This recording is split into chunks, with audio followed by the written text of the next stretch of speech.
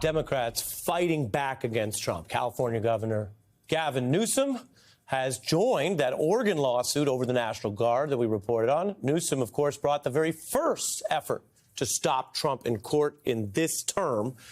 Indeed, he's now become a pretty leading national Democrat who makes an impact against Trump, the two trading barbs ever since. This brazen abuse of power by a sitting president. We're Gavin Newsom, who's really an incompetent governor. It's Orwellian. Look at the job he's doing in California. He's destroying one of our great states. His mess, we're trying to clean it up. He's an incompetent governor. He's a failed president. Boom, boom, boom. They clearly have burns for each other. And, you know, there's also this kind of long-standing artistic trope that when you get to that level of hatred, it gets obsessive, and therein it can get a little romantic even. Now, we tend to turn to lyrics around here, and I got to tell you, there are new Taylor Swift lyrics that channel this point because of an apparent rival. She says, it's actually sweet. All the time you've spent on me, it's actually romantic, which could really apply to Trump's fixation on Newsom. And if you're saying, OK, we're just trying to force a lyric into the news, I have news on that. The California governor now quoting Taylor Swift herself to make this point in a new video against Trump.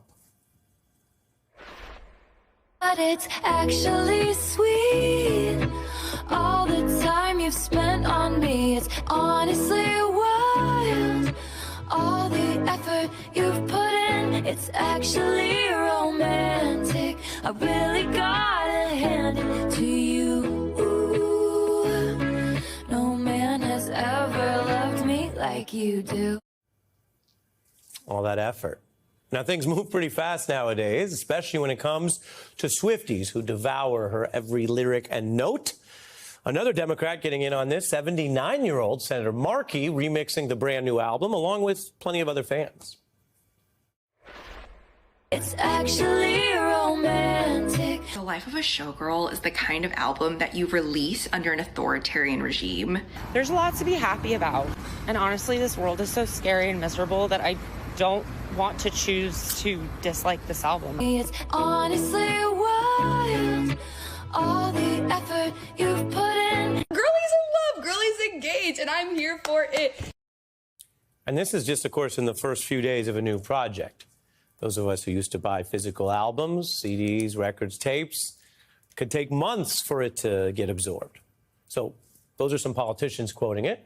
The album itself is not super formally political, even if the issues that Swift has addressed are, of course, now being tested in Trump's America. That includes the right to vote and women's health care rights. She has been more politically outspoken in other projects and at other points in her career. That includes her activism opposing Trump's election. The jury sided in my favor and said that they believed me. I just wanted to say I'm sorry to anyone who ever wasn't believed. Taylor Swift comes out against Trump. I don't care if they write that. I'm sad that I didn't 2 years ago, but I can't change that. I'm saying right now that this is something that I know is right, and you guys, I need to be on the right side of history, and if he doesn't win, then at least I tried. She says, quote, I will be casting my vote for Kamala Harris and Tim Walz. What you saw there, and Swifties know, but for everyone else, is back in the day, her discussing with her own team, yes, cameras on, but whether or not to do things that would endanger being seen as against Trump. And she said, at least I tried. And in 2024, last year, she tried again. And, of course, we measure elections by who wins and loses. Everybody knows that. But there are other measures, like civic participation. It mattered whenever she has weighed in. Thousands of new voter registrations. People make up their own mind. But she got young people and other fans activated.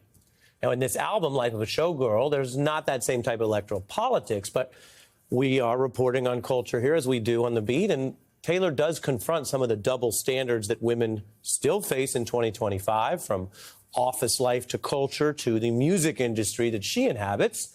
On Canceled, she says, did you girl boss too close to the sun? Did you make a joke only a man could?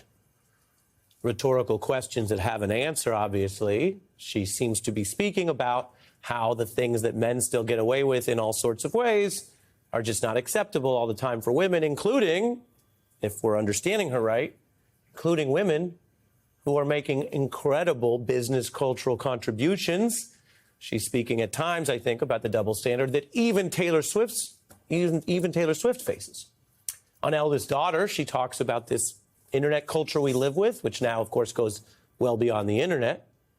Everybody's so punk on the internet. Everybody's unbothered till they're not. Every joke's just trolling and memes, sad as it seems. Apathy is hot. Everybody's cutthroat in the comments.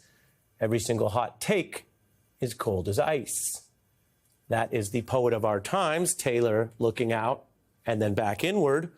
But if you follow American politics, how many times have you heard somebody say something bad, unacceptable, unlawful? And then if they get in any trouble, they say, you're the problem for being bothered and for caring, and maybe they were just joking or trolling.